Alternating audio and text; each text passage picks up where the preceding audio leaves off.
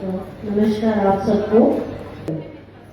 मैं थोड़ा सा अपना एक्सपीरियंस आप लोगों के साथ शेयर करना चाहती हूँ। मैं 26 ईयर्स से इस एस्ट्रोलॉजी में हूँ। मेरा नाम ज्योतिष ऋषि शालिनी है और मैंने numerology, vastu, astro, KP almost सब कुछ ही किया हुआ है। मैं अपना एक्सपीरियंस ये आपके साथ शेयर करना चाहती हूँ। जैसे कि यहाँ का एक टॉपिक है ज्योतिष ऋषि कैसे बने या ज्योतिष कैसे बने। इसके ऊपर मैं ये बोलना चाहती हूँ कि अगर हम लोग सब मिलकर अपने इस जो ईश्वर ने हमको ये ज्योतिष बनने का सौभाग्य दिया है, अगर हम सब मिलकर इसको ईमानदारी से निकाल इस प्रोफेशन को करते हैं तो उससे बढ़िया ईश्वर की कोई भी देन हमें नहीं मिलेगी। मैं इस काम को 26 साल से कर रही हूँ। सच मैंने आपको पहले भी बताया। मैं जब भी जिन क्लाइंट्स के साथ जुड़ी हूँ, आज वो 3rd जनरेशन मेरे साथ चल रही है। जैसे कि मान लीजिए ये सितंबर चल रहा है तो अक्टूबर में क्या होने वाला है ये मैं पहले से ही प्रिडिक्ट करके चलती हूँ अपने क्लाइंट्स को। जैसे कि आप सब जानते हैं कि मून जो है हर राशि में 2.25 दिन के लिए होता है।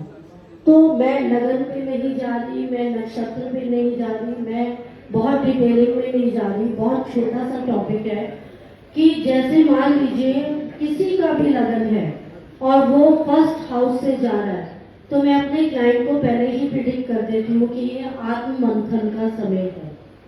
उसके बाद जब ये मून 2nd हाउस से जाता है तो मैं उनको पहले प्रिडिक्ट कर देती हूँ कि आपकी बैंकिंग से रिलेटेड कोई प्रॉब्लम है या आपका कोई भी फूड, फाइनेंस, फैमिली से रिलेटेड कोई इशू है। ऑफकोर्स प्रॉब्लम्स है तो उसमें उपाय भी है, उस पर मैं नहीं जा रही। उससे रिलेटेड आप इस टाइप पे काम करिए। उसके बाद जब हमारा मून 3rd हाउस से जाता है तो मैं उनको कहती हूँ आपकी शॉर्ट टर्म ट्रैवलिंग हो सकती है, आप किसी पड़ोसी से कोई इशू है तो रिजॉल्व कर सकते हैं, और अगर आपके छोटे कजन्स या किसी भाई बहन के साथ कोई प्रॉब्लम है तो उसको रिजॉल्व कर सकते हैं। ऐसे ही जब मून 4th हाउस से जाता है तो हम उनको कहते हैं कि प्रॉपर्टी से रिलेटेड इश्यूज है, गाड़ी लेना चाहते हैं, मदर के साथ कोई इशू है तो उसको रिजॉल्व करो। सेम चीज जब वो 5th हाउस से जाता है तो हम उनको कहते हैं कि आप अपने बच्चों पे ध्यान दीजिए, लॉन्ग टर्म इन्वेस्टमेंट पे काम करिए। लेकिन जब जब वो 6th हाउस से जाता है तो हम उनको पहले ही प्रिडिक्ट कर देते हैं कि इस दिन आप कोई स्पेशल मीटिंग मत रखिए, इस दिन मेडिकल पे खर्चा करिए, हॉस्पिटल से पानी भर के ले आइए, घर बैठे हॉस्पिटल का पानी पीजिए ताकि आपको कोई मेडिकल इशू ना आए। लिटिगेशन अगर किसी का चल रहा है तो हम कहते हैं कि थोड़ी सी फीस या कुछ खर्चा आप लिटिगेशन पे कर दीजिए। उससे वो 2.25 दिन जो 6th हाउस से रिलेटेड है उनके बड़े आराम से निकल जाते हैं। सेम चीज जब 7th हाउस से निकलता है तो मैं उनको कहती हूँ अपनी वाइफ के साथ अपना समय व्यतीत करें, अपने बिजनेस के बारे में डिस्कशंस करिए।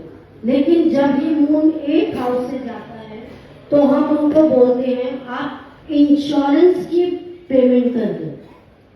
अगर हो सके तो रेमेडी के तौर पर शमशान घाट का एक चक्कर लगा के आइए। अगर हो सके तो वाइफ पे खर्चा कर दीजिए। तो वो जो 8th हाउस की इफेक्ट्स हैं उसको हम इस तरह से निकाल देते हैं। देन जब वो 9th हाउस से जाता है तो हम पहले कहते हैं फादर के साथ टाइम स्पेंड करिए, गुरुओं के साथ टाइम स्पेंड करिए। लॉन्ग टर्म कोई आपकी जर्नी है तो उसको आप पहले से ही प्लान कर लीजिए।